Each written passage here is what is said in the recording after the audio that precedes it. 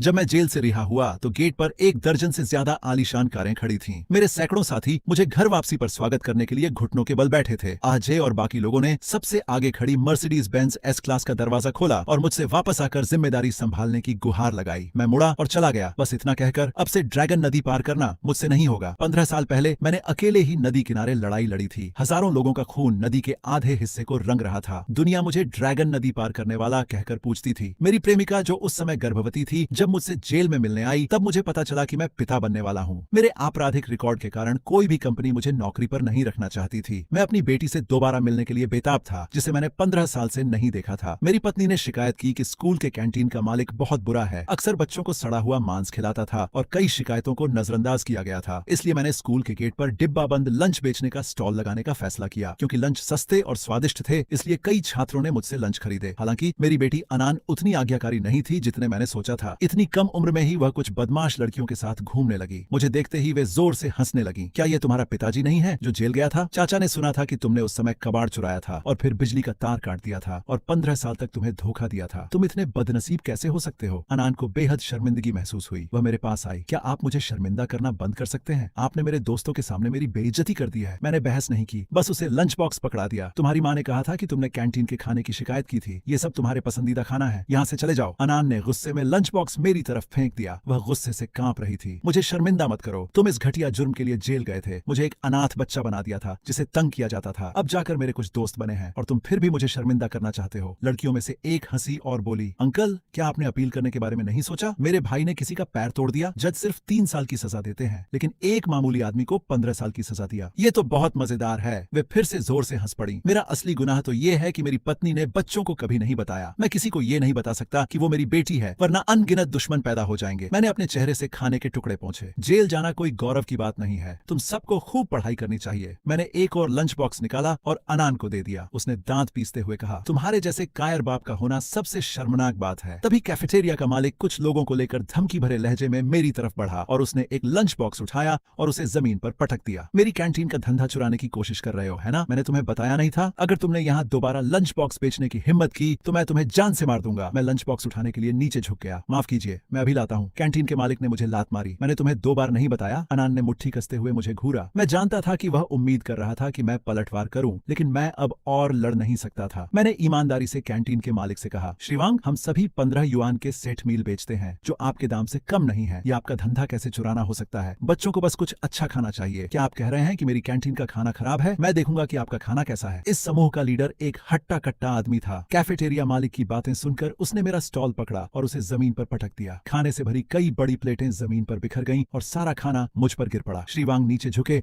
और मेरे बाल पकड़ लिए। दर्जनों माता पिता मुझे देख रहे थे और मेरी शिकायत कर रहे थे, लेकिन वे कुछ नहीं कर सके। अब तुम मुझसे पंगा लेना चाहते हो? क्या तुम्हें पता है कि अंडरवर्ल्ड में मैं कितने लोगों को जानता हूँ? श्रीमान वांग, अगर आपको मेरा स्टॉल पसंद नहीं है तो मैं दूर ही रहूंगा, ठीक है? मेरी इस बात से अनान गुस्सा हो गया। तुम डरपोक, तुम कितने कायर हो! चिल्लाते ही लाल बालों वाली बहन ने झट से उसका मुंह ढक दिया और सच में कैफेटेरिया मालिक ने अनान को घूर कर देखा। जाना चाहते हो? इतनी आसानी से नहीं, पहले मुआवजे की बात करते हैं। मैंने सुना है कि तुम रोज 300 पैकेट बेचते हो। इसका मतलब है कि तुम्हारी वजह से मुझे रोज 300 ग्राहक खोने पड़ रहे हैं। मेरी कीमत 15 युआन प्रति भोजन है, यानी रोज 4500 युआन। तुम यहाँ 10 दिन से हो, कुल मिलाकर 45,000 युआन। अभी भुगतान करो। अनान दंग रह गया। श्रीमान वांग, क्या यह दादागिरी नहीं है? कैफे के मालिक ने तिरस्कार भरी मुस्कान के साथ उस हट्टे कट्टे आदमी की ओर मुड़कर कहा, उसने मुझे बहुत नुकसान पहुंचाया है, अब वो मुझे मुआवजा भी नहीं देगा। आप क्या सुझाव देते हैं कि मैं क्या करूं? हट्टे कट्टे आदमी ने नीचे बैठकर जमीन से कटा हुआ सुअर का मांस और हरी मिर्च उठाई। हरी मिर्च से ज्यादा सुअर का मांस था। क्या तुम्हें इस तरह का धंधा करने के लिए सजा का डर नहीं है? उसने कहा और फिर मुझे पीटने लगा। मेरे आसपास के छात्र भी मुझे पिटते हुए देखकर नाराज थे। वे खुद घटिया खाना बेच रहे थे और दूसरों को ईमानदारी से खाना नहीं बेचने दे रहे थे। लेकिन यह दुकानदार सचमुच कायर है। अगर किसी और ने मेरे साथ ऐसा किया होता तो मैं अब तक पलटवार कर चुकी होती। मैंने उठने की कोशिश की, अपने चेहरे से मिर्च का रस पोंछा और आंखें खोली। सबसे पहले मैंने अनान का निराश चेहरा देखा। अब जब कोई तुम्हें पीट रहा है तो तुम पलटवार नहीं करोगी? क्या बात है छोटी बच्ची, तुम्हें क्या लेना देना? अगर तुमने एक और शब्द कहा तो यकीन मानो मैं किसी को भेजकर तुम्हें स्कूल से निकलवा दूंगा। नहीं श्रीमान वांग, मैंने झट से दुकानदार का हाथ पकड़ लिया। श्रीवांग, मैं अब जा रहा हूँ। क्या आप मुझे मुआवजा देना चाहते हैं? मैं पूरी रकम नहीं दे सकता। आप मुझे अपना लाभ बता दीजिए, मैं आपको उसका मुआवजा दे दूंगा। कैफेटेरिया मालिक का चेहरा अचानक ठंडा पड़ गया। वह मेरे कान के पास झुककर बोला, क्या तुम्हें लगता है कि मैं बेवकूफ हूँ? क्या तुम्हें लगता है कि मैं तुम्हें अपना लाभ बताऊंगा? क्या मैं इस तरह से व्यापार कर भी पाऊंगा? इतना कहने के बाद भी उसे तसल्ली नहीं हुई। कैफेटेरिया मालिक ने हाथ उठाकर देखकर मेरे चेहरे पर 2 जोरदार थप्पड़ मारे। मुझे दोबारा थप्पड़ पड़ते देख वह चिल्लाई, कब तक तुम इस तरह खुद को शर्मिंदा करते रहोगे? कैफे मालिक अनान से तंग आ चुका था। उसने अधीरता से उसकी ओर इशारा करते हुए अपने बगल में खड़े हट्टे कट्टे आदमी से कहा, जाओ और उस बदतमीज छोटी लड़की को यहाँ घसीट कर लाओ। हट्टे कट्टे आदमी ने मुड़कर अनान की ओर कदम बढ़ाया। लाल बालों वाली लड़की डर के मारे झट से पीछे हट गई और कहने लगी कि अनान से उसका कोई लेना देना नहीं है। मैं घबरा गया और अनान को बचाने की कोशिश की, लेकिन कैफे मालिक ने मेरी कमीज पकड़ ली। मैंने सिर्फ कमीज पहनी हुई थी और उसके खींचने से वह टुकड़े टुकड़े हो गई। मेरा टैटू तुरंत सबके सामने आ गया, क्षितिगर्भ बोधिसत्व। हट्टे कट्टे आदमी की आंखें चौड़ी हो गईं। क्या यह नदी पार करते ड्रैगन का टैटू नहीं है? कैफे मालिक हिचकिचाया, फिर आत्मविश्वास से हाथ बढ़ाकर मेरे शरीर पर बने टैटू को रगड़ा। क्या यह कोई अस्थायी टैटू है? उसने उसे जोर से रगड़ा, लेकिन उसे हटाना नामुमकिन था। तुम तो बस सड़क किनारे डिब्बा बंद खाना बेचने वाले एक मामूली विक्रेता हो और खुद को नदी पार करने वाला ड्रैगन कहने की हिम्मत कैसे करते हो? उस हट्टे कट्टे आदमी ने दुकानदार से चिंता से पूछा, क्या सच में वो नदी पार करने वाला ड्रैगन है? मैंने सुना है कि वो हाल ही में जेल से छूटा है। कैफे मालिक ने आंखें घुमाई। युएंडा ग्रुप की चेयरमैनशिप हमेशा से खाली रही है। क्या तुम्हें लगता है कि वो यहाँ डिब्बा बंद खाना बेचने के लिए अपनी चेयरमैनशिप छोड़ देगा? फिर उनकी नजर मुझ पर पड़ी। तुम सच में बहुत साहसी हो। पुराने जमाने में गुओ जियांगलोंग ने अकेले ही हजारों लोगों को मार गिराया था, जबकि तुम तो बस एक निकम्मे और लापरवाह आदमी हो। उन्होंने अपना फोन निकाला और मेरी तस्वीर खींची। तुम गए काम से। मैं तुम्हारी तस्वीर युएंडा ग्रुप में अपने दोस्तों को भेजूंगा, वे अभी आ रहे हैं। तुम सच में गए काम से। अनान को लगा कि टैटू बहुत ज्यादा दिख रहा है, इसलिए उसने मुझे पहनने के लिए एक अपने दोस्त का कपड़ा दिया। फिर एकदम पीले चेहरे से मेरी तरफ देखते हुए, ये किस तरह का टैटू है? मैंने जबरदस्ती मुस्कुराते हुए उनसे कहा कि पहले घर चले जाओ। अचानक अनान चिल्लाया, तुम कबाड़ चोर हो। ये किस तरह का क्षितिगर्भ बोधिसत्व का टैटू है? क्या तुम्हें पता है कि कितने लोगों ने dragon subduing demon slaying king का रूप धारण किया और युएंडा समूह द्वारा मार गिराए गए? भागो। मैं अनान को खाली निगाहों से देखता रहा। क्या उसे मेरी चिंता थी? भले ही वह मुझे एक निकम्मा पिता समझकर नीचा समझती हो, लेकिन वह नहीं चाहती थी कि मुझे कुछ हो। मेरे लिए उसकी चिंता देखकर मेरा अपराध बोध और बढ़ गया। कैफेटेरिया के मालिक ने मुझे पकड़ लिया और कहा, भागने की सोचना भी मत। मैं तो बस तुम्हें सबक सिखाना चाहता था, पर तुम्हें तो मरने की इच्छा है। अचानक उसका फोन बज उठा। उसने लापरवाही से फोन उठाया और जवाब दिया, अरे भाई, हाँ, ये आदमी तो बहुत ही लापरवाह है। मैंने इसकी पिटाई कर दी। क्या तुम आ रहे हो? तुमने क्या कहा? युएंडा के पूरे निदेशक मंडल आ रहे हैं। वह अचानक मुझे हैरानी से देखने लगा। सभी लोग हैरान रह गए। उस हट्टे कट्टे आदमी ने अविश्वास से पूछा, भाई क्या तुम उसे जानते हो? मैं भला उस स्तर के किसी व्यक्ति को कैसे जान सकता हूँ? लेकिन उन्होंने अब भी फोन किया था और कहा था कि वे जल्द ही आ रहे हैं। उस हट्टे कट्टे आदमी ने गहरी सांस ली। वफादारी का क्या ही प्रदर्शन है। सिर्फ अपने बॉस का रूप धारण करने से ही ये सब इसमें फंस गए। कैफेटेरिया मालिक ने ठंडे लहजे में कहा, मुझे लगता है ये सब उस बड़े आदमी के दबदबे की वजह से है। ये किसी भी मामूली आदमी को बर्दाश्त नहीं करेगा जो उसे उकसाए। तुम्हें जल्द ही पता चल जाएगा कि मौत का क्या मतलब होता है। अनान पहले से ही टूट चुकी थी। कैफेटेरिया मालिक की पहले वाली धमकी को नजरअंदाज करते हुए वो मेरी तरफ दौड़ी और मुझे जोर से धक्का दिया। चले जाओ, तुमने मेरी माँ को 15 साल तक इंतजार करवाया है। क्या तुम चाहते हो कि वो विधवा हो जाए? टूटे हुए अनान को देखकर मुझे अपराध बोध हुआ। ये सब मेरी गलती थी। कमीने, उन्होंने उस माँ और बेटी को 15 साल तक सताया है। कृपया किसी को मत बुलाओ। वह तो बस एक कबाड़ चोर था। उसे क्रॉसिंग रिवर ड्रैगन के बारे में कुछ भी पता नहीं था। 15 साल पहले वह भोला था। जब वे जेल गए तब तक उसने उस बड़े आदमी की कहानी भी नहीं सुनी थी। वह जानबूझकर नकल नहीं कर रहा था। यह महज एक संयोग था। कैफेटेरिया का मालिक एक पल के लिए स्तब्ध रह गया,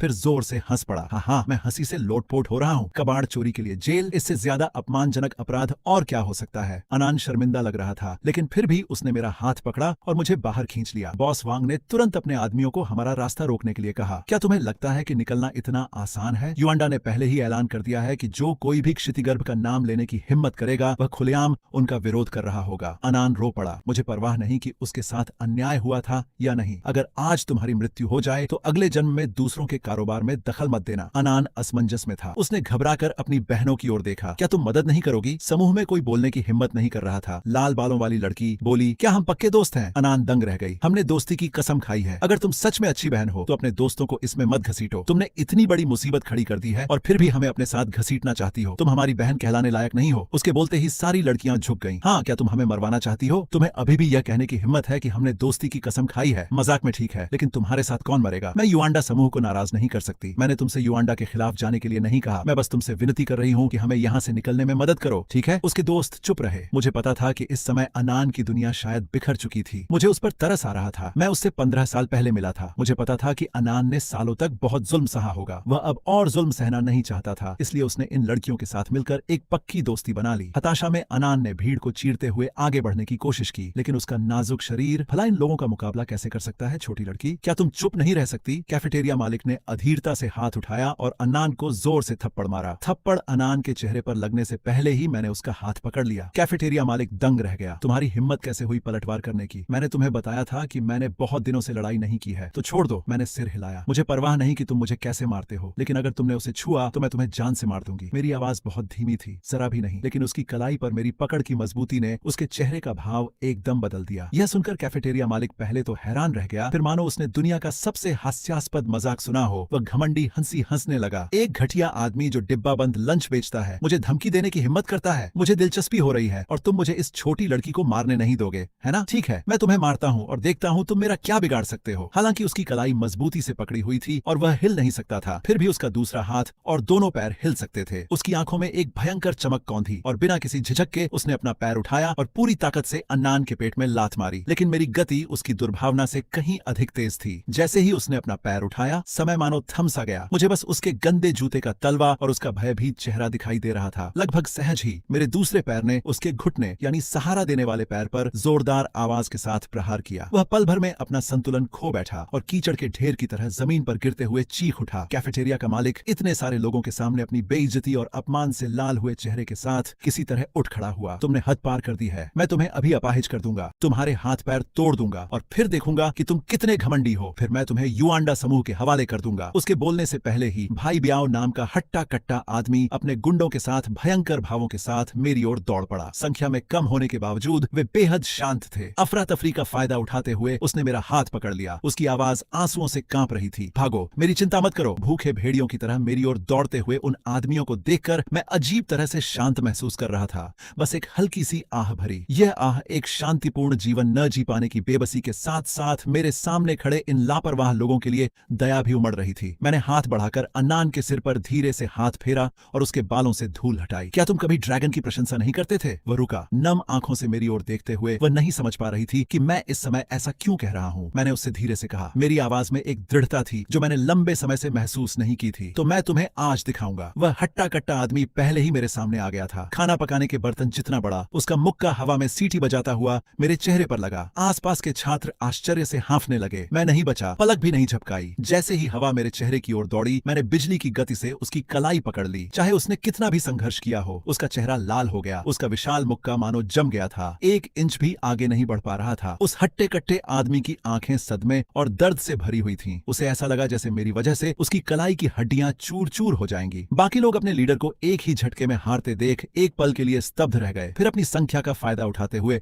मुझ पर हमला करने की कोशिश करने लगे। मैंने बस ठंडी सी सांस छोड़ी। फिर अचानक पूरी ताकत लगाकर 180 पाउंड के उस आदमी को जमीन से ऊपर उठा लिया और सबसे आगे बढ़ रहे समूह की तरफ पटक दिया। ऐसा लगा जैसे किसी बॉलिंग बॉल को मारा हो। कई लोग एक के बाद एक गिर पड़े। हड्डियों के टकराने की आवाज दर्द भरी चीखों के साथ मिल गई। कैफे मालिक पहले तो हैरान रह गया, फिर घबरा गया। तुम सब यहाँ क्यों खड़े हो? जल्दी करो, इतने सारे लोग हैं। क्या तुम एक लंच बॉक्स बेचने वाले को नहीं हरा सकते? अन्नान को मौका मिला और उसने मेरा हाथ फिर से पकड़ लिया, भागने की कोशिश करते हुए। लेकिन मैं वहां पहाड़ की तरह अडिग खड़ा रहा। अन्नान रोने ही वाला था। भागो, अगर युआंडा के लोग सच में आ गए तो सब कुछ खत्म हो जाएगा। अगर हम आज चले गए तो वे और भी ज्यादा मुसीबत खड़ी करने के लिए वापस आएंगे। वे तुम्हारे और तुम्हारी माँ के पीछे भी पड़ सकते हैं। बेहतर है कि सारी समस्याओं को एक ही बार में सुलझा लिया जाए। मेरी आवाज डरावनी रूप से शांत थी। नदी पार करने वाले एक शक्तिशाली व्यक्ति का यही तर्क था, समस्या को जड़ से खत्म कर देना। अन्नान ने घबरा कर कहा, लेकिन वे युआंडा ग्रुप से हैं। बड़ी बड़ी बातें मत करो, पहले अपना ख्याल रखो। मैंने धीरे से कहा, मानो कोई सीधी सादी बात कह रहा हो। मैं उसकी नकल नहीं कर रहा था। वह पूरी तरह से हैरान था। अविश्वास और उलझन भरी निगाहों से मुझे देख रही थी, मानो मेरे शब्दों में छिपी अपार जानकारी को समझने की कोशिश कर रहा हो। जिस पल मैंने अपनी चाल चली, उसी पल मुझे पता चल गया था, आज मैं इसे और छिपा नहीं सकता। जिस साधारण जीवन की मैं कामना करता था, वह अंततः सिर्फ एक सपना बनकर रह गया। तभी मैंने आह भरी। मेरा दिल कड़वाहट और अपराध बोध से भर गया था। मुझे माफ कर दो, मैंने अन्नान के आंसुओं से भीगे चेहरे को अपने हाथों में लेते हुए कहा। उसे इस तरह बेतहाशा रोते देख मेरा दिल मानो किसी अदृश्य हाथ से जकड़ा हुआ था। एक चीर देने वाला दर्द। काफिला रुका, दरवाजे एक साथ खुले। काले सूट पहने लगभग 100 आदमी एक गंभीर और प्रभावशाली आभा बिखेरते हुए बाहर निकले। उनके कदम एक समान थे, चेहरे गंभीर थे और वे सीधे मेरी ओर बढ़े। कैफेटेरिया का मालिक एक पालतू कुत्ते की तरह उनके पास दौड़ा, इशारे करते हुए और मालिकों की चापलूसी करते हुए। यही वो आदमी है जिसमें हिम्मत नहीं है। इसने बड़े आदमी होने का नाटक करने की हिम्मत की। मैंने कहा, यह अब तक का सबसे बड़ा अपमान है, इसलिए मैं युआंडा ग्रुप की ओर से इसे सबक सिखाना चाहता था। कौन जानता था कि यह आदमी न केवल पश्चाताप नहीं करेगा बल्कि युआंडा ग्रुप का अपमान भी करेगा, मेरे आदमियों को घायल करेगा और भागने की कोशिश करेगा। वहां मौजूद सभी लोग इस शक्तिशाली आभा से दंग रह गए और आपस में चर्चा करते करते हुए अपनी उत्तेजना को रोक नहीं पाए। सचमुच युआंडा ग्रुप के किसी व्यक्ति की तरह जीवन जी रहे हैं। इस स्टॉल मालिक का तो बुरा हाल होने वाला है। ये बड़े बड़े लोग जो आमतौर पर सिर्फ वित्तीय खबरों में नजर आते हैं, आज यहाँ एक नकली कार्यक्रम के लिए इकट्ठा हो गए हैं। यह अविश्वसनीय है। लीडर को देखो।